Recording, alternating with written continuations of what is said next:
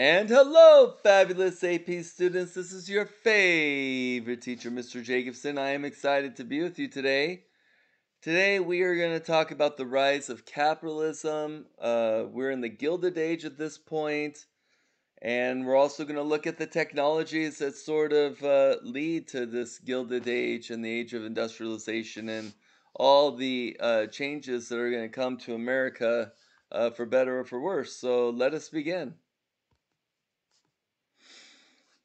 All right, so we have some improvements in communication that's really going to change things. Okay, so the telegraph was created by Samuel F.B. Morse. He's going to be the creator of what's called Morse code. So we're going to be able to use this technology to communicate in just a matter of minutes, long periods of time. This is going to be very important during like the Civil War, and eventually we're gonna lay transatlantic cable all across the ocean to other countries, like say Britain, and we'll be able to communicate with them. So communication is becoming more fluid, and that's always a good thing. And then you also have other really exciting inventions such as the telephone by Alexander Graham Bell. This is Alexander Graham Bell over here demonstrating. Um, and you also have the Kodak camera, which is also going to become popular, and just many other inventions, including the Gillette safety razor and blade, which is that concept is still around today.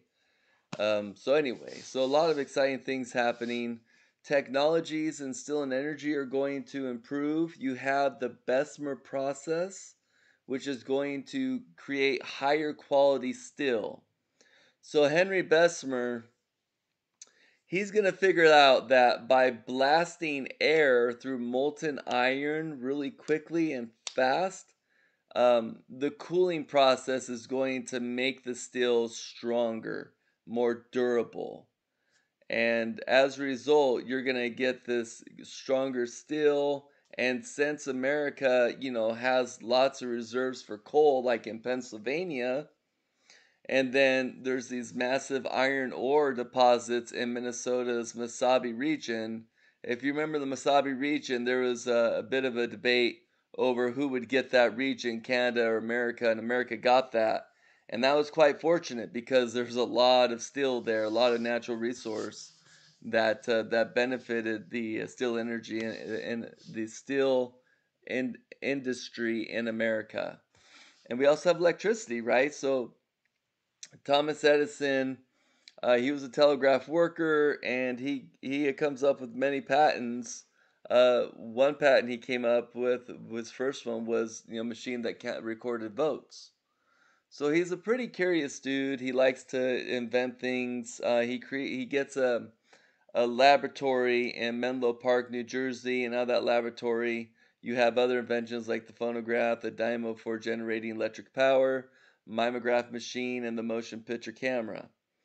One of his greatest um, achievements would be the invention would be the invention of the incandescent lamp, which was the first practical electrical light bulb. And so, as a result, electric light will revolutionize the energy industry, especially in cities. And then you're going to have George Westinghouse, who's going to take what Edison did and even take it a little further. Um, he held over 400 patents and developed air brakes for railroads and transformers for producing high voltage alternating current (AC). And it's because of this alternating current that he discovered and even created a device by which he could utilize it. It allowed the lighting of cities and all the operations like subways and factories, etc. So Westinghouse and General Electric became the dominant um, in the electric industry. And then we're going to also have technology and growth of cities. We're going to start seeing cities, they're not only growing outward, but they're growing upward because land value is becoming at a higher premium, right? When you're in the city. So it buildings start moving higher because it costs money to get the land for it, right? So you're gonna start seeing subways and elevated railroads are gonna emerge and electric trolleys going all throughout the urban areas. You're gonna start seeing skyscrapers. In fact, the first skyscraper will be in Chicago. It will be about 10 stories high. You also have the Otis elevator, which is pretty much the elevator we have. It goes up and down, and that's gonna get invented, and that's gonna become highly important when it comes to skyscraper buildings being built. And by 1900, steel frame skyscrapers for offices of industry had replaced church spires as the dominant feature of American urban skyline. So just picture that. For the longest time, the dominant feature in a city skyline would be like a church steeple, right? But now they're just getting completely dwarfed by these massive skyscrapers, and that's becoming more the dominant feature of American cities, which is kind of telling. So we have some things changing here, right? So if you heard of Macy's, H.R. Macy in New York and Marshall Field in Chicago, these were large department stores popular in urban areas. And Frank Woolworth's had a store which was known as a five and dime store. Um, it was basically like a Five Below today, or maybe a 99 cent store, something like that, right? It was the cheaper place that people just liked to go and felt like they're getting a bargain. And those stores, especially the Woolworths, were like this common chain throughout all of America. Um, and you even have mail order companies that are emerging. Like one of them is Sears, Roebuck and Company, and the second would be Montgomery Ward. And they had this massive, I'd say, thick catalog that just had just hundreds of things that you could order. And due to all the new ways of communication, and using the railroad systems, which are becoming more and more complex, and and completed in America, you could get whatever you want basically. And the Sears catalog became famous as the wish book. What do you wish? Here it is. Order it. So we have also Kellogg and Post. Even today, they're famous food companies, and they're going to become common names in that as well. And then we also have refrigerated railroad cars, and canning is going to be enabled. So Gustav Swift is going to kind of change the habits of Americans, because he's going to mass produce meats and veggies, because now we can refrigerate them. So now we could keep preserving them halfway across the country. And as a result, it's going to change people's habits because food is lasting longer. And then we got advertising happening, right? And we have marketing techniques are coming out for consumer economy, and also created consumer culture in which shopping became a favorite pastime. Businesses of railroads. So railroads are considered the nation's first big business. Um, Railroads have revolutionized this country. First in the North, which could have been one of the factors in which helped the North win over the South. Um, was the railroad system. It's going to continue to expand, especially in the South, as Reconstruction began, and more countries in the North are investing more and more money in the South. So anyway, as a result, though, at one point there was something like 144 different time zones in the U.S. Like one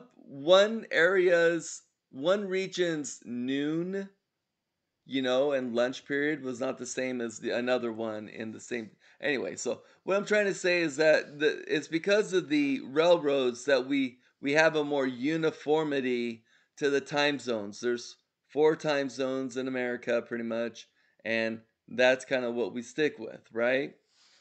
So it's because of the railroads that we have that even today. So we also have some railroads that well, we're gonna start seeing some uh people emerge as the top businessmen of railroads, okay?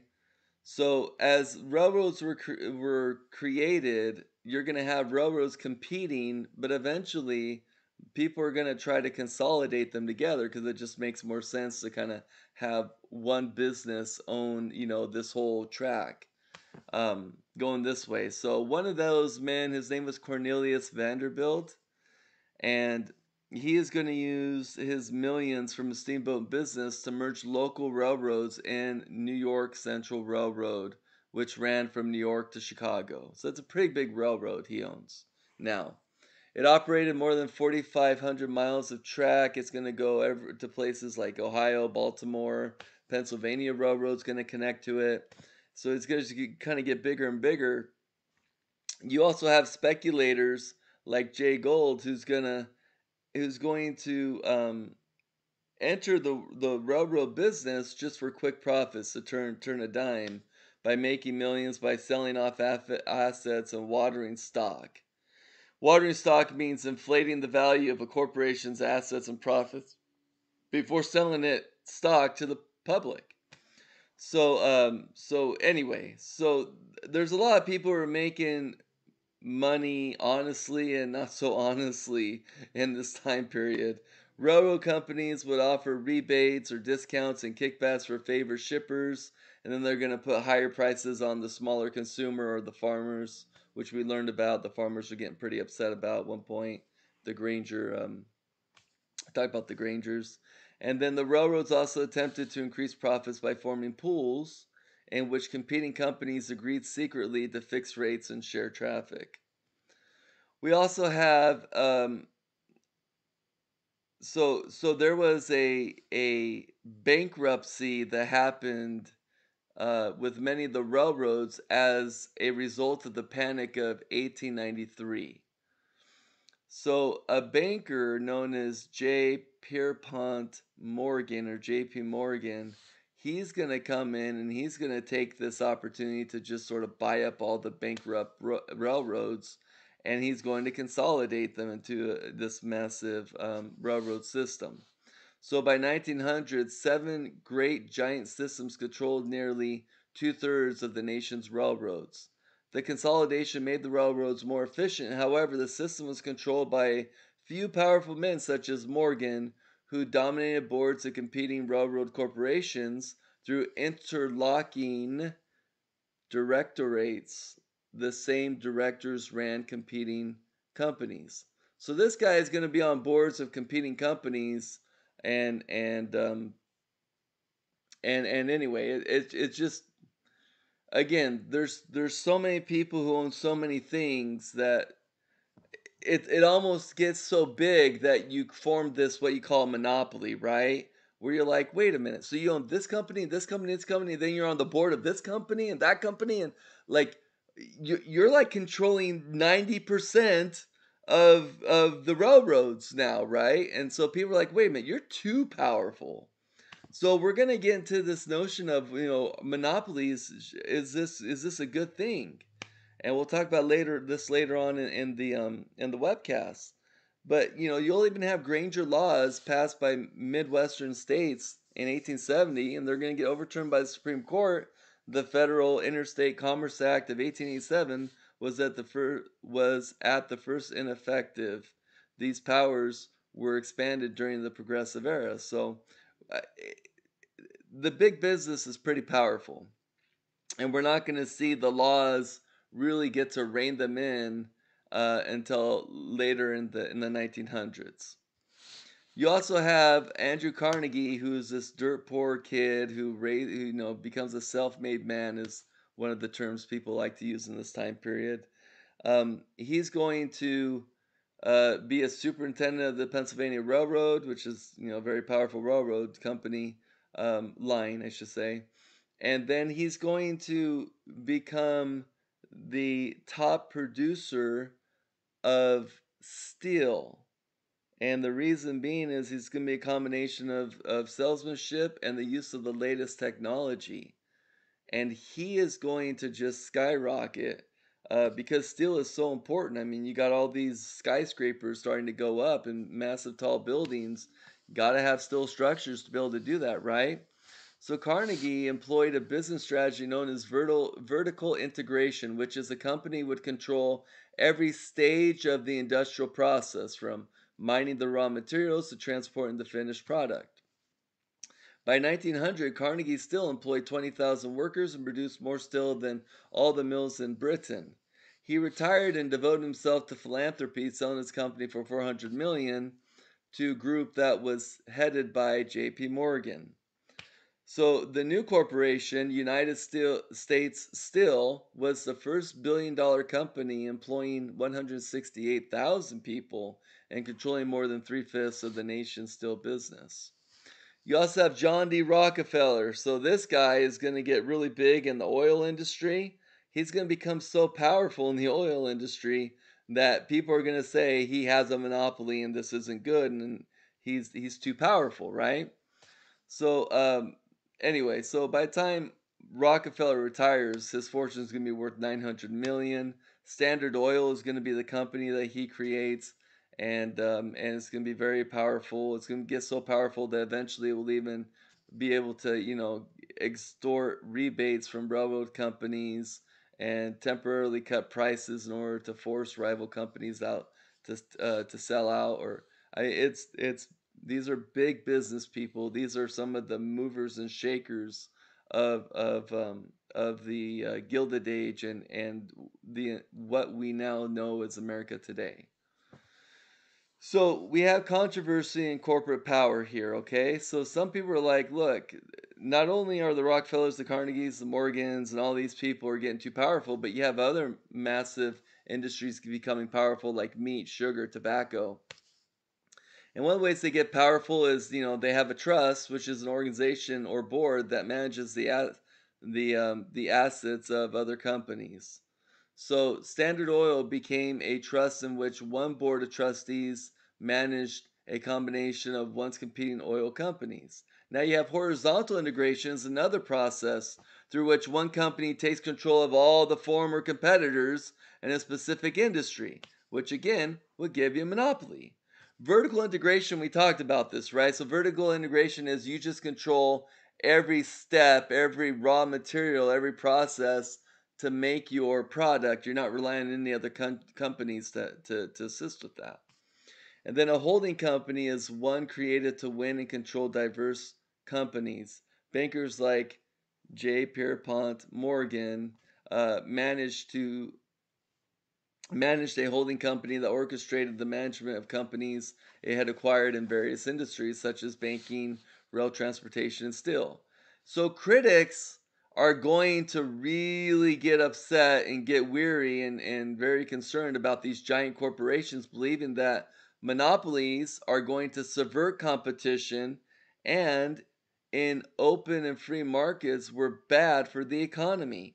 Critics believe that monopolies slowed innovation, overcharged consumers, developed excessive political influence. Monopolies came to mean a company that is too powerful.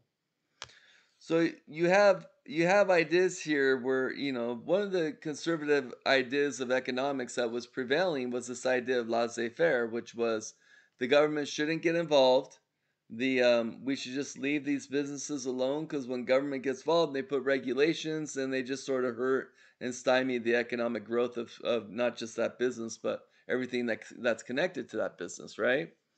So they got this notion of laissez-faire from which is kind of like the free market system, from a book known as The Wealth of Nations by Adam Smith. Now, he writes this book in 1776, so it's been a long time since this book has been out, but America is pretty much always subscribed to this type of economics where the government is going to be less influencing the businesses and sort of let them do their things as long as they're not breaking any of the laws that were made, right?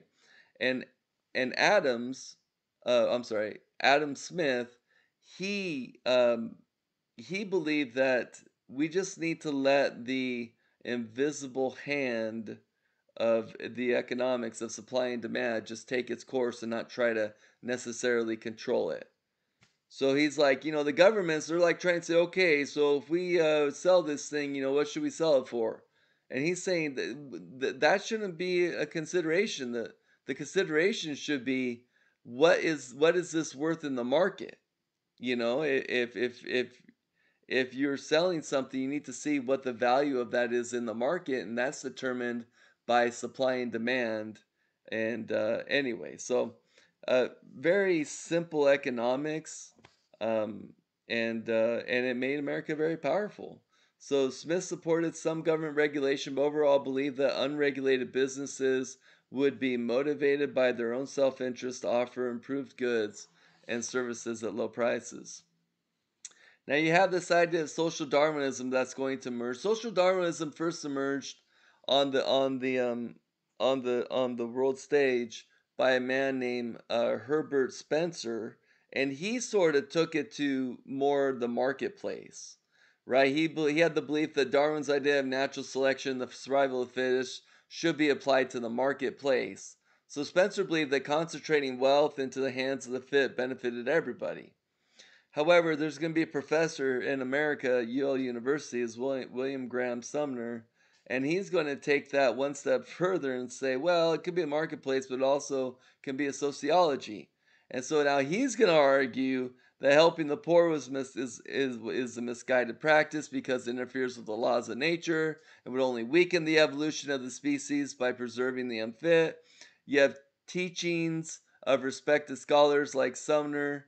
It's going to provide a, well, air quote, scientific sanction for racial intolerance.